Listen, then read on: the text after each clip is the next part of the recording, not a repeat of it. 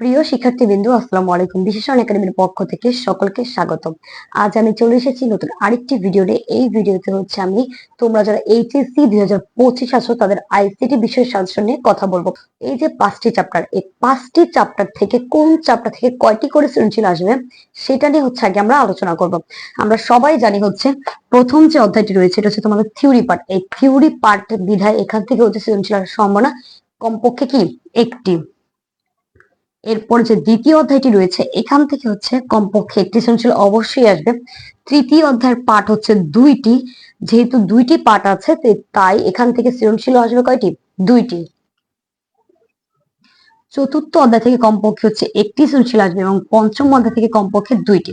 তো আমরা যদি হচ্ছে যারা একটু দুর্বল আছো তারা যদি প্রথম 3টি চ্যাপ্টার পড়ো, এই 3টি চ্যাপ্টার থেকে মোটামুটি 4টি সৃজনশীল অবশ্যই কমন পেয়ে যাবে।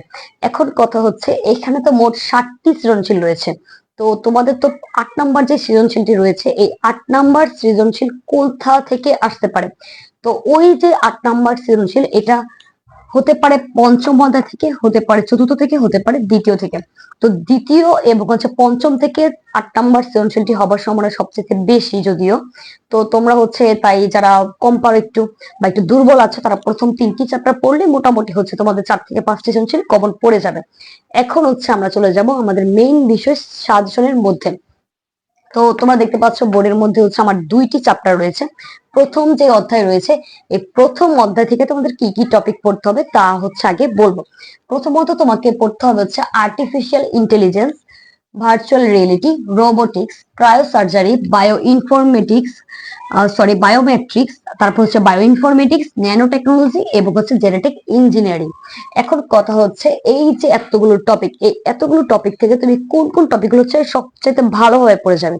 সবচেয়ে ভালোভাবে পড়তে হবে তোমাদের এই যে স্টার দেওয়া যেগুলো, virtual reality, bio informatics, biometrics এবং ক্রায়োসার্জারি, আর সাথে অবশ্যই জেনেটিক ইঞ্জিনিয়ারিং।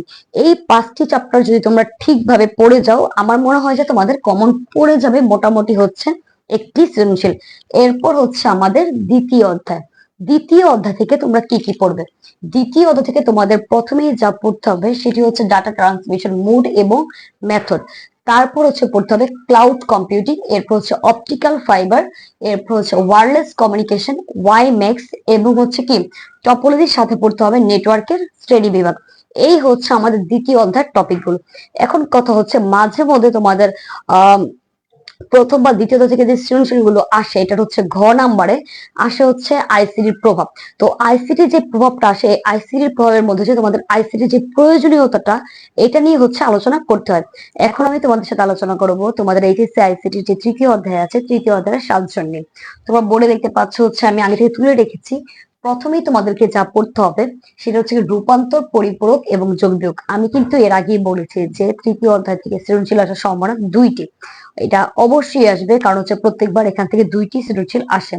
তো 2টি সৃজনশীলের মধ্যে প্রথম যে সৃজনশীলটি রয়েছে এটি হচ্ছে আসবে সংখ্যা পদ্ধতি থেকে।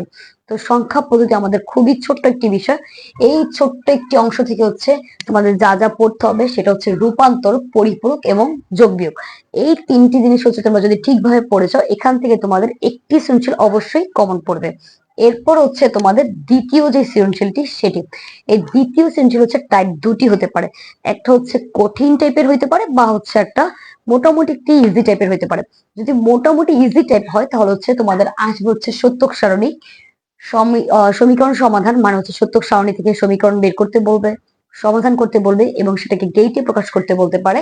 এবং আসতে পারে হচ্ছে ন্যান্ড বা নরের সার্বজনীনতা, সাথে তোমাদের থাকবে কি হাফ এডার থেকে ফুল এডার যদি প্রশ্ন মোটামুটি একটা ইজি হয়। আর যদি প্রশ্ন একটু হার্ড হয় তাহলে যে তোমাদেরকে অবশ্যই পড়তে হবে সেটা হচ্ছে কি এনকোডার ডিকোডার। তাই তৃতীয় অধ্যায়ে যে দ্বিতীয় অংশটি আছে দ্বিতীয় অংশটি ঠিকভাবে পড়তে হবে। আমি এর আগেও বলেছি যারা হচ্ছে ভালো একটি নাম্বার কাট করতে চাও, ভালো নাম্বার কাট করার জন্য হচ্ছে তোমাদেরকে তৃতীয় অধ্যায়ের উপর ভালোভাবে জোর দিতে হবে কারণ তৃতীয় অধ্যায় থেকে 2টি সৃজনশীল আসবে আর এখানকার টপিক গুলো মোটামুটি ইজি। আর পরবর্তী যে চ্যাপ্টার গুলো রয়েছে মোটামুটি ইজি বলতে হচ্ছে পঞ্চম অধ্যায় থেকে মোটামুটি এই চ্যাপ্টারের প্রশ্ন হচ্ছে সোজাই হয়। তো আজ এই পর্যন্তই, দেখা হবে পরবর্তী ভিডিওতে। পরবর্তী ভিডিওতে তোমাদের অবশ্যই চতুর্থ এবং পঞ্চম অধ্যায়ের উপর সাজেশন থাকবে। সবাই বিশেষণ একাডেমির সাথেই থাকবে। ধন্যবাদ।